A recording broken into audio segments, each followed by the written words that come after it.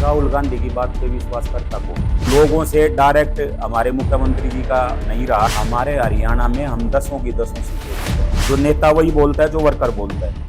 नमस्कार, मैं हूं परविंदर। आज हमारे साथ बातचीत करने के लिए सतपाल राठी हैं, जो कि भारतीय जनता पार्टी में किसान मोर्चा के प्रदेश से उपाध्यक्ष हैं। आज उनसे बातचीत करेंगे और जो चुनाव का जो सिनेरियो सेट होने जा रहा है उसको लेकर उनसे विस्तार से बातचीत करेंगे। सतपाल जी, आपसे जानना चाहेंगे, जिस तरीके से एक आवाज चल रही है कि 400 पार 400 पार, लेकिन विपक्ष कह रहा है कि आप लोग 150 पार भी नहीं जा रहे। जी, सबसे पहले परविंदर भाई और आपके सभी दर्शकों को मेरी राम राम। देखो, 400 पार का नारा जो है ना मोदी जी का, वो बड़ा सार्थक और पहले से सिद्ध किया हुआ नारा है। और उसी तरह से मोदी जी बात करते हैं, जिस तरह से जब उनका मन ठान लेता है, एक शक्ति, मैं तो ये कहता हूँ भगवान की दी हुई शक्ति उनके अंदर एक ऐसी है, वो उनको पहले ही आगाह कर देती है कि वो किस तरफ जा रहे हैं। तो 400 पार का नारा और जनता का साथ उनको जितना मिला है, मैं ये कहता हूं कि जनता के द्वारा ही दिया हुआ विश्वास 400 पार का नारा है। लेकिन राहुल गांधी के आपने बयान सुने हो, लगातार वो कह रहे हैं कि आप लोग ये झूठ फैला रहे हैं, 150 तक भी भारतीय जनता पार्टी सिमट सकती है। राहुल गांधी की बात पे विश्वास करता कौन है? आप बताओ मुझे, कौन करता है? राहुल गांधी तो एक विरला इंसान है। मैं भी कांग्रेस में पहले रहा हूं और हमने भी उनको नज़दीक से देखा है। वो नेता वाली कोई क्वालिटी मुझे तो उनमें लगती नहीं। लेकिन हाँ, क्योंकि भाई और जब कांग्रेस में बड़े नेता थे उनके साथ हम रहे, तो उन्होंने भी उन सब नेताओं को दरकिनार कर दिया। और उनके साथ आज कुछ कुछ नेता ही जो को बचे हैं, वो भी या तो उनकी एज हो गई है या वो नेता ज़्यादा प्रभाव नहीं रखते, ऐसे लोग ही हैं। और हरियाणा के भी कुछ लोग उनके साथ ऐसे हैं जिनका हरियाणा में भी अपना कोई प्रभाव नहीं। एक आपकी जब रैलियां होती हैं तो आप उसमें कहते हैं कि हमने राम मंदिर बनवाया, धारा 370 हटवाई, लेकिन विपक्ष ये कहता है कि आप लोग रोजगार की बात नहीं करते हैं। 2 करोड़ रोजगार की लोग आपने बात की थी, आप लोग महंगाई की आप लोग बात नहीं करते हैं। देखो, महंगाई का तो अपना एक सिस्टम होता है, लेकिन जहाँ रोजगार की बात आती है, रोजगार देने में, विकास करने में, सामूहिक विकास करने में सरकार ने कोई कदम पीछे नहीं हटाया है।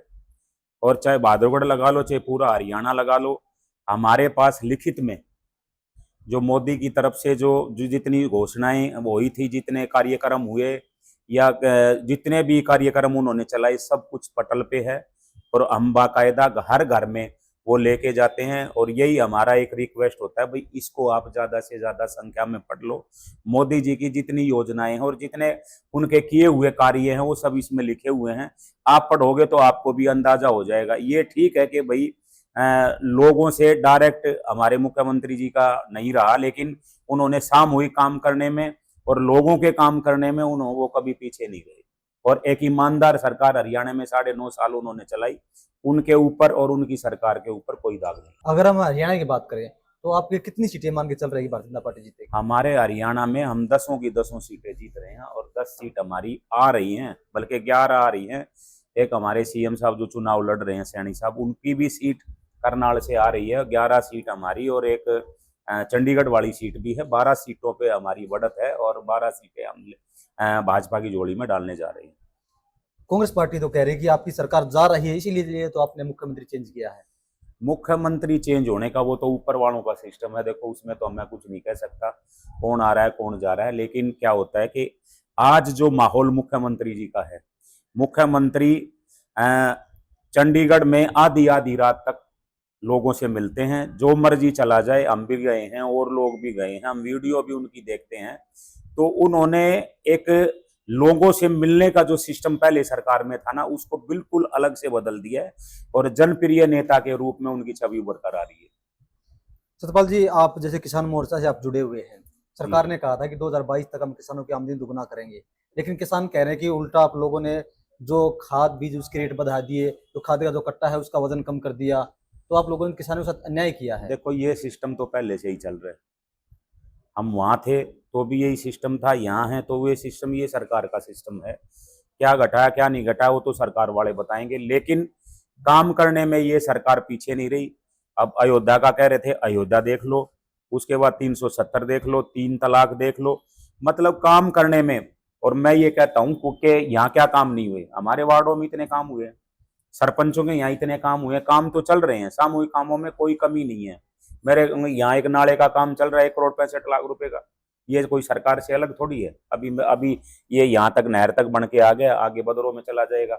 काम तो हो रहे हैं, जो लोगों ने लिस्ट दी है वो काम हो रहे हैं, और आगे भी उम्मीद है सरकार से कि अब ज्यादा से ज्यादा काम वो है करने की कोशिश कर रही है कि भी हर आदमी को छुआ जाए, हर सरपंच को छुआ जाए, हर ग्राम पंचायत के जो मेंबर हैं उन तक भी, सब तक काम की जो है बौछार की जा रही है, और सरकार पैसा दे रही काम करने के लिए।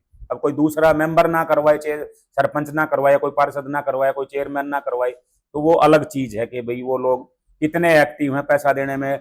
मनोहर लाल खट्टर जी ने जब मुख्यमंत्री थे उन्होंने कोई कमी नहीं छोड़ी, और सैनी साहब ने तो आते ही भंडारी खोल रखे हैं, भी कोई कितना भी काम कराओ, हम काम करने के लिए आए। आप बहादुरगढ़ से आते हैं और बहादुरगढ़ का एरिया जो है वो रोहतक लोकसभा सीट के अंदर आता है, जी और रोहतक सीट जो है अब हरियाणा की सबसे हॉट सीट मानी जा रही है। जी। तो यहाँ पर आप क्या समीकरण देखते हैं? समीकरण ऐसा है, देखो कुछ मैं ये कहूंगा कि जितना भी जो हमारा समीकरण बनता है, 9 विधानसभाएं हमारी, 9 की 9 विधानसभाओं में हम तो सब जगह जाके आए हैं, और सभी जगह जाने का हमारा ये है कि भाई हम सब जगह जाके आए तो लोगों का जो आचार विचार है, कहीं एक दो जगह हो जाता है कि भाई आपस में ये भी होता है कि लोग ये कह देते हैं कि नहीं जी हम तो मोदी जी को वोट नहीं देंगे। तो हमारी एक रिक्वेस्ट होती है, भाई आप ये मोदी जी की घोषणाएं हैं या मोदी जी के कार्यक्रम है या मोदी जी ने जो घोषणाएं लोगों में दे रखी है, उस पेपर को पढ़ाते हैं और उनसे डिस्कस करते हैं तो लोग मान जाते हैं, ऐसी बात नहीं है कि नहीं है। और इसी आधार पे देखो, जो वर्कर बोलता है, जो नेता वही बोलता है जो वर्कर बोलता है। हमारे पन्ना प्रमुख हैं यहाँ जितने भी हमारी बनी हुई हैं, या कोई पन्ना प्रमुख के ऊपर वाले जितने भी हैं, पन्ना प्रमुख से हमारा शुरू होके, और भाई हम अब मेरे को मांडोठी गांव दिया, उसमें 13 बूथ हैं। अब 13 बूथों पे हम सब जगह जाएं, हमने डोर टू डोर किया है, लेकिन मुझे कहीं ऐसा नहीं लगता कि कहीं से हमारी वोट पहले से बढ़ी है। 1601 वोट हमें मांडोठी में मिली थी पिछली बार लोकसभा चुनाव में, और अब की बार 2.5 से 2700 वोट तक हमारा अंदाजा है कि उस गांव में बढ़ के आएंगे। कई जगह आपके जो उम्मीदवार है अरविंद शर्मा, उनका विरोध हो रहा है। विरोध तो सभी का हो रहा है, विरोध तो दीपेंद्र का भी हो रहा है, विरोध हर जगह सबका हो रहा है। लेकिन ये है कि 3 साल जो कोरोना के निकले हैं ना, उसमें ये लोग कहीं आए नहीं, क्योंकि हर आदमी एक दूसरे से बचने की कोशिश में था, और वो समय रहा। बाकी तो अरविंद शर्मा तो वैसे ही लोगों, जनप्रिय नेता लोगों में रहते हैं, और उनका तो बोलने का कहीं ज्यादा लहजा दीपेंद्र से कहीं ज्यादा अच्छा है। कहीं ज्यादा वो लोगों की सेवा करते हैं, कहीं ज्यादा वो लोगों के लिए काम करते हैं, कहीं ज्यादा वो लोगों तक पहुंचने की कोशिश करते हैं। लेकिन फिर भी एक विरोध तो देखो, ये तो आम बात है, जो दूसरी पार्टी का होगा विरोध करेगा, और कांग्रेस तो भी विरोध करवाने में आगे रहती है, पीछे तो है नहीं।